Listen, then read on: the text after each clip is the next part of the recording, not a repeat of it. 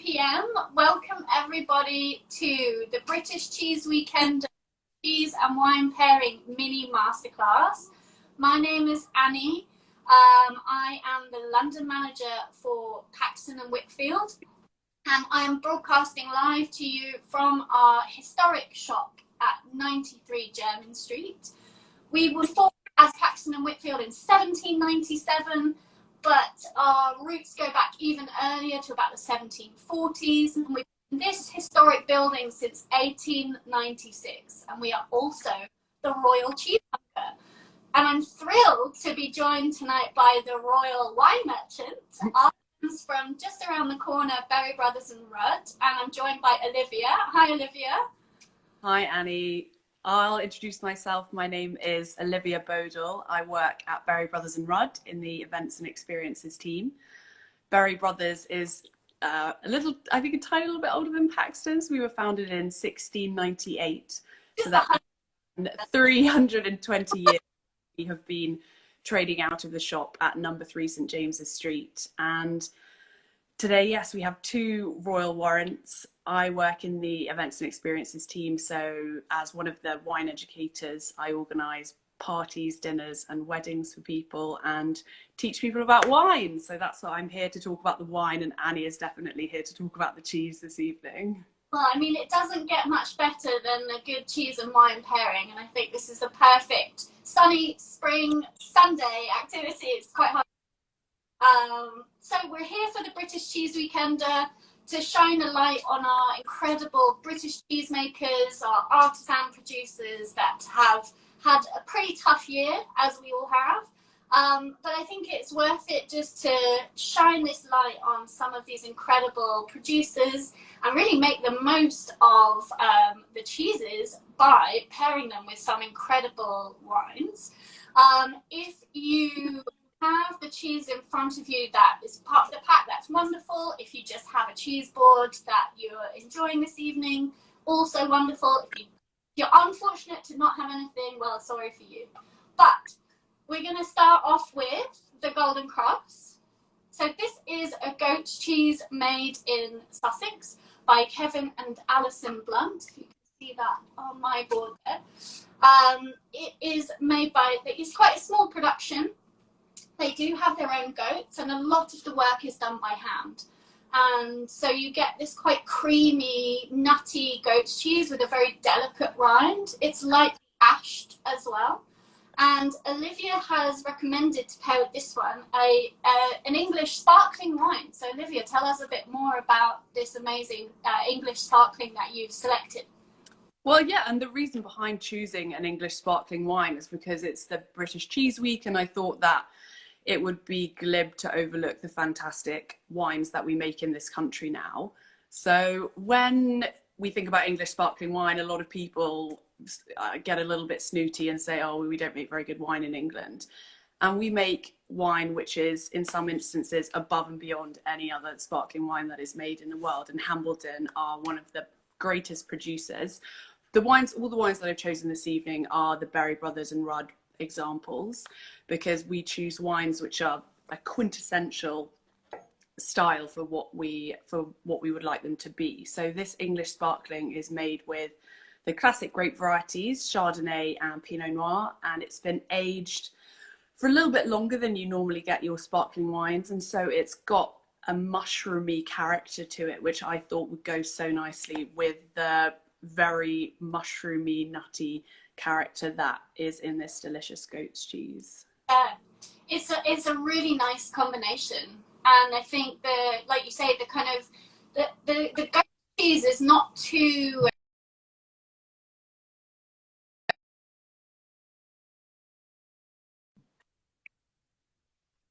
texture, and that pairs really well with this quite a nice mellow sparkling as well. And I love that it's English. I think that is great. Like you say, it's not going to be easy to find English wines for everything, but I think there are some amazing English sparklings out there for sure.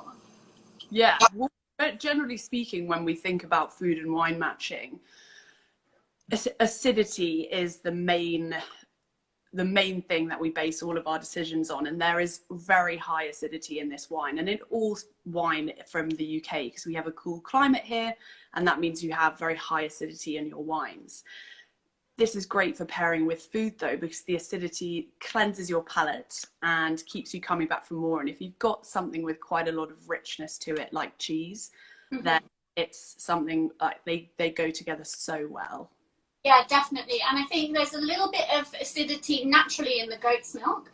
And so you have that as a kind of complementary thing. You've got acidity with acidity that can work together. Other pairings might go for more of a contrast, and we'll probably talk about that in a bit. But I think this is a really versatile one. Other cheeses that you could try, if you're not a fan of goat's cheese, sparkling wine can also pair with all sorts of different styles. Triple cream, cow's milks are really good, and there's a cheese up in Herefordshire called Finn. That is a really wonderful one to look out for. I think this would work really well with a cheese like Waterloo as well, which is a buttery, quite a rich, soft cow's milk cheese. So probably sticking to the softer side for the most part to get that richness that coats the mouth. And as Olivia was saying, that bright acidity in the bubbles will then cleanse the palate and definitely keep you coming back for more. It's absolutely fantastic. And if you didn't have any English sparkling wine at home, then other wines that would be really nice with this type of cheese, or goat's cheese in general, are some of the classic pairings would be things like Sancerre, crisp Sauvignon Blancs. But you could also head to the north of Italy, where those wines are so refreshing. Any Cortesi, Gavi di Gavi, these are wines which are so lovely. And I think that what we were trying to go for with our cheese and wine pairings tonight were slightly more unusual, unorthodox pairings, rather than very classic examples that you would see everywhere. So we've definitely chosen some more unusual pairings. Yeah, definitely. It's nice to have something with a bit of a twist, I think, but still think about those general ideas about acidity and the flavours. So moving on to our next cheese, we've got the Berkswell, which is a sheep's milk cheese from Warwickshire. It is kind of like a British manchego. It's quite a nice, straightforward way to explain it. It's a hard sheep's milk cheese, and I was thrilled to see that you put this with a white wine. This sheep's milk tends to be quite sweet, naturally quite sweet, and I love the Berkswell. This is aged currently for about 5 months, but you may see it with an older age profile, and it's always worth investigating. Made by Stephen Fletcher at Ramhall Estate. They do have their own sheep, and yeah, this sweetness and you popped it with a Chardonnay, which is really wonderful. Yeah, I think shooting from the hip a little bit when I chose a Chardonnay to go with this, but it is a cheese which has got so much fruit to it, and so I chose a Chardonnay from California, where the climate is so warm that the wines always have so much ripeness to it. So this wine smells like it's apricots, it's peaches, it's almost dried fruit. It's so ripe that it goes so nicely with such a fruity cheese. Amazing. Yeah, I think it does work really well. And I think it's really great that it's with a white wine. Often our go-to, especially in the UK, is like cheese and red wine. But as cheesemongers, we get a bit nervous of pairing cheeses with red wine because of the tannin that can make it a bit challenging. And so I love that you popped this with a white wine, because I think white wine should be explored more for having with your cheese, and lots of different flavours, like you're saying, in Chardonnay in particular, I think is a great one to try with cheese, because of those fruit flavours, and whether you want to go oaked or unoaked, and all of these things can create some really wonderful pairings. I think this works really well. Yeah, I'm sure as a cheesemonger, but also as an individual, you would think, I always think it's so sad when cheese is like shoehorned at the end of the meal. It's brought out when everyone is always really full. It's a bit of an afterthought. Whereas I'm a massive cheese fan. I would want it throughout the dinner. Yeah. Having these wines pair with them. So it's not just to have at the end of the meal with port or Sauterne. You can have it with Chardonnay as your starter. Yeah, I'm the same. I sort of tend to eat cheese first. It's have it as a starter because often by the time it is shoehorned at the end of the meal, you're a bit full and you don't eat most of it. So have a platter of cheese to begin with. It's a great talking point, and you can get some great wines flowing, and then you're down for a really fun evening. Oh god, it's just gonna be great. And as nice as that cheese would be with something like a Madeira or a sweeter style of sherry, it's so nice with a dry wine too. Yeah, absolutely. So just to recap, thanks everyone for joining us for our little cheese and wine masterclass. I can't quite read the questions from where I'm sitting, so if you do have questions, we're going to pop a box up after this is done, and we'll be sure to answer any that didn't get caught by the chat. Do let us know in the comments what you're drinking, what your favourite pairings are. We'd love to hear more about those as well. Any suggestions that you would like to add. But moving on to our next cheese, we have the Lincolnshire Poacher. One of my all-time favourite cheeses. I just keep coming back to this one. Lincolnshire Poacher is a great one for if you're a fan of cheddar but you're looking for something different. Absolutely look to this cheese. It's made by two brothers, Tim and Simon Jones, in Lincolnshire. The cheese gets its name from a local folk song called the Lincolnshire Poacher, which I will not recite for you now. It sits somewhere between a cheddar and a comté in style, so it has quite a nice fruity flavour, a nice smooth, hard texture, and quite a lot of complexity. This is quite a robust cheese, so it can actually stand up to quite a bit. It's also got just a lovely long flavour, and Olivia's chosen a Beaujolais to go with this one. Yeah, the wine I chose is a very light, fruity wine. You can see in the glass it's almost purple. It's so the aromas just jump out of the glass at you, so bright red fruits. But when you take a sip, the tannins are so low. It's from the grape variety is Gamay that goes into Beaujolais, and it's natural in the grape variety and the way that they make the wine for the tannins to be extremely low. So you don't get that mouth drying sensation like you do with a lot of red wines. This is a really nice one to chill down a little bit and have on a day just like we've had today.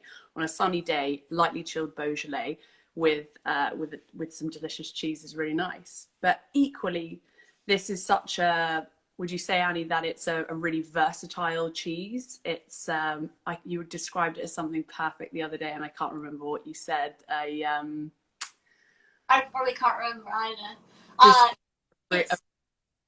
Yeah, I mean, something for everyone, yeah. And like I say, if you're looking for a cheddar but you want something a bit different, this is the one to go for. They use the techniques that are similar to Alpine cheeses, and so just slightly, we sort of argue about where to put it on the counter sometimes. Is it a cheddar? Is it not? And it becomes a bit of a fun debate. But regardless of how you categorise, Lincolnshire Poacher is an amazing cheese.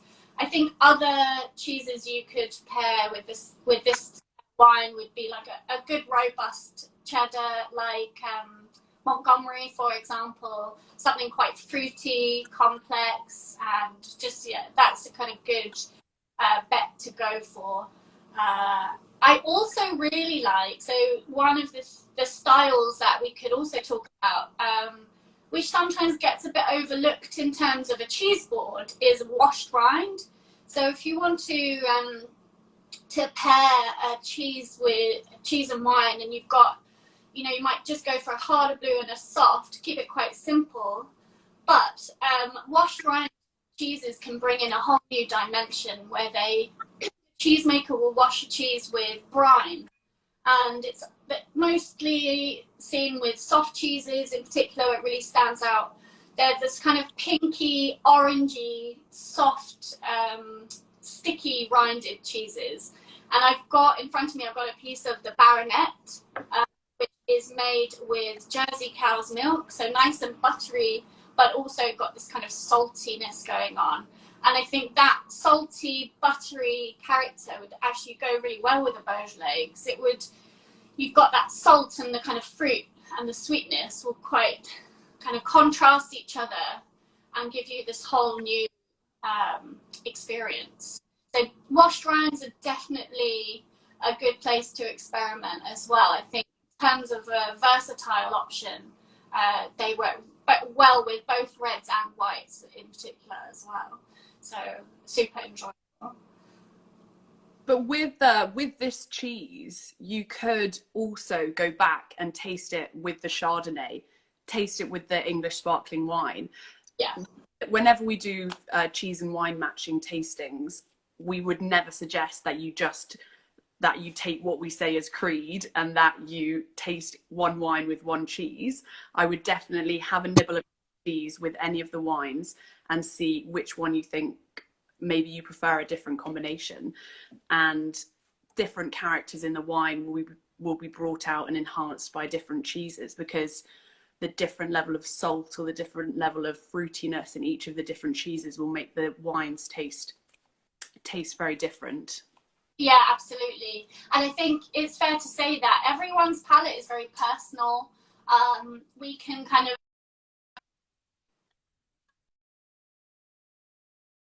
around how you might put a pairing together in terms of texture or acidity, but everyone's palate is so personal. You know, one person's dream pairing is perhaps not so great for the next person. So absolutely, it's really fun to sort of play around. I think that, you know, it's one of the joys of doing this type of exercise, isn't it? Is where you take one thing that tastes amazing, you take something else, and then you put them together, and it becomes a whole new experience.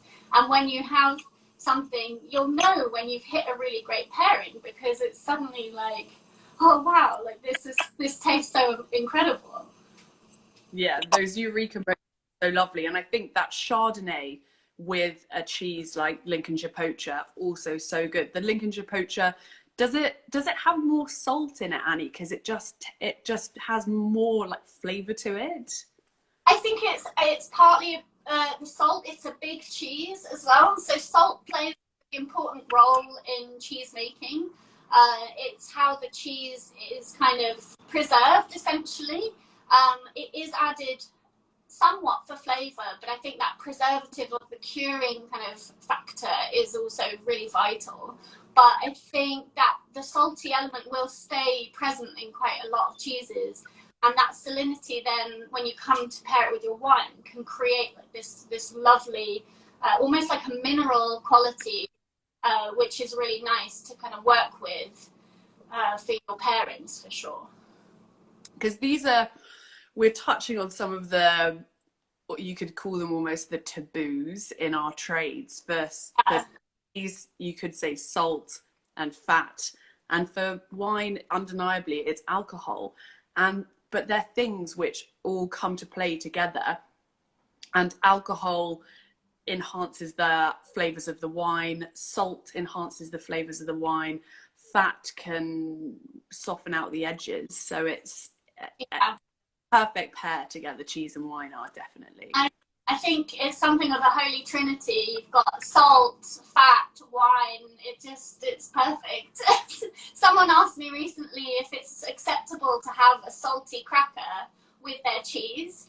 And I think yes, ultimately yes, because you can play around with that salt as long as it's not overbearing anything else. You can add that layer upon layer, whether you've got a cheese cracker, something like a jam, and then a beautiful wine. It's like it just gets better and better with each level of flavour you add for your pairing in some ways.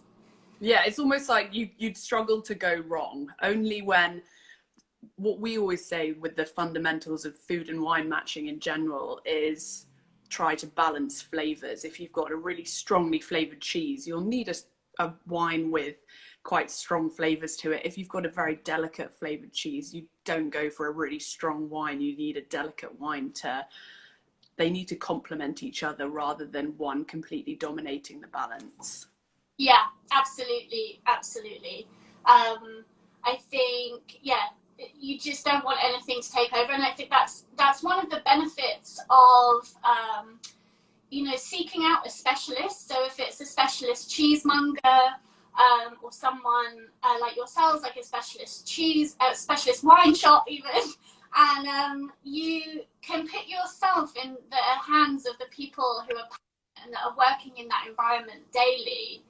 It can be intimidating going into a shop like ours and presented, you're in front of this array of cheeses that's quite overwhelming.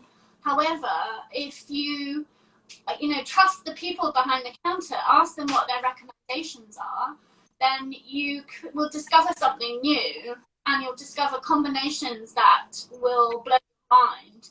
And the same goes for if you go to the shop, for you guys on Pall Mall, you might say, I've just been to Paxton's and I've bought this incredible full flavoured artisan cheddar. What should I have with it? And it works both ways. Someone will come to us with a bottle from Berries, and I think that's the real joy of shopping in a specialist like your local shop, your local wine shop, because you'll have that real benefit, and then that's when you'll be able to create these kind of flavour combos that will really work. So final cheese then. The final cheese, yes. It comes around so fast. We've got the Stichelton. Stichelton is a blue cheese. It's a Stilton style cheese made by Joe Schneider at the Welbeck Estate in Nottinghamshire. It cannot be called Stilton because Joe works with unpasteurised milk. And while he is not the farmer, he works very closely with the farmers who look after the cows, and that relationship is absolutely vital for this cheese. It's a wonderful, complex cheese, and one that does vary from batch to batch. I think it's worth saying that with wine, a vintage is a whole year, but with cheese, it's every day. So you're really going to get some interesting changes from a lot of these cheeses throughout the season. And Stichelton is one of my favourites for that reason. Every cheese is ever so slightly different. It's got at the moment this quite sweet character, but there's a real savoury intensity to it. It's like quite fudgy, quite marmitey. There's a real complexity there. And you've gone for a Chianti with this one. I chose a Chianti because after I tasted the blue cheese, I thought this has got so much savouriness to it, which will go so nicely with the almost herbal dried tea leaf character which you get from this Chianti. And for anyone who's used to the more classic food and wine pairings, if you look to Stilton, people think of port. They think of sweet wines like Sauterne. And yet I've suggested a dry red wine. So this is something which is, taste these together. Tell me, please, if you think that I've made a horrible choice. But I think that the savoury herbal character of the wine goes so nicely with this cheese. And if you are a blue cheese skeptic, because I know that it's a cheeses which I struggle with are blue cheeses, and yet this one is so light and doesn't have that. It's not so dry. It's got so much moisture to it in your mouth that it is so. It's really different to a lot of blue cheeses that have, slightly put me off in the past. But going with this wine, it's got that almost crystalline texture to it, which this wine, because it's got high levels of acidity, just washes that away and cleanses your palate after every bite of cheese. I think it's a really, really good combo. And again, was really excited to hear about it because sometimes we steer clear of blue cheeses with red wine because, like we were saying before, with the tannins, you can end up with bitterness, and it can just become too overwhelming. But you're so right that that kind of savoury character with this wine really works well with the cheese, and it's such a rich, like, luscious cheese. It's almost juicy, and it's just absolutely stunning. And I was thrilled to see it paired with a wine like this, absolutely. But I think, as you say, a kind of sweet wine could equally work really well, because then you'd have that contrast of the sweetness and the savoury. So that's definitely a good option. And as you said before, it's a classic for a reason, but we kind of wanted to look slightly either side of those classics for this. Yeah, don't get me wrong. When if you did have tawny port or any kind of port really with that cheese, it would be really delicious. So Turn as well is a classic one, but I think that dry wines, people are so frightened of some kind of faux pas there, but they are definitely wines and cheeses that can go together. Yeah. I mean, I think we've explored some really interesting combos. Was there a particular standout favourite for you? I thought that the Berkswell and the Chardonnay was particularly good. And if you had to have, if you had to have just the one bottle of wine with your cheese board, what would it be? I think I would choose Chardonnay because it's got fruity character. It can be nutty.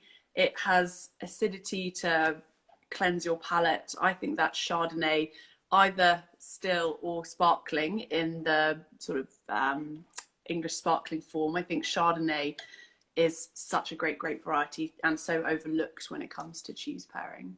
Yeah. Top. That's a really top choice. I think for me, I'm just gonna go straight out decadence there with a bottle of something sparkling. Just can't go wrong, and it'll keep me coming back for more, as we said earlier. So, well, what's not to like? But yeah, thank you so much, Olivia. We're coming up to our final time, so really thank you so much for joining. And I want to thank Patrick McGuigan and Tracy from the Academy of Cheese, who put so much work into putting together the British Cheese Weekender, all the sponsors that have given up their time and energy to be a part of it as well, and all the incredible events. There have been so many events jam-packed into this whole weekend. I can't wait to go back and make sure I catch the ones that I've missed. But thank you, Olivia. Thank you, Berry Brothers. It's been a really, really fun and informative session. I hope you've enjoyed it as much as I have. And now I've got this whole array of cheese and wine to just see me into the evening. Yeah, I hope that everyone at home has got their cheese and wine at the ready to enjoy while the sun sets. Yeah, I really hope so. But thanks ever so much, everyone. And hope to see you soon. Hope to welcome you to the shop before too long. Thanks, everyone. Cheers. Cheers. All the best. Bye. Bye.